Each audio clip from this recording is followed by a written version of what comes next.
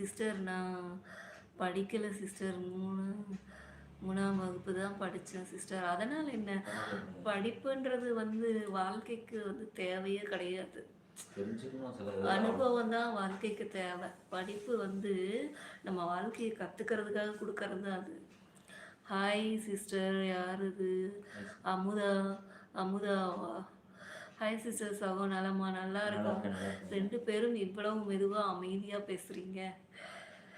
அது வந்து அதுக்கு என்ன காரணம் தெரியுமா? பக்கத்தில் வீடு இருக்குது, டிஸ்டர்ப் ஆகக்கூடாதுல்ல, அதனால். அமுதா அமுதா நல்லா இருக்கும். நீங்கள் எப்படி இருக்கீங்க? இரவு வணக்கங்கள். சாப்பிட்டீங்களா?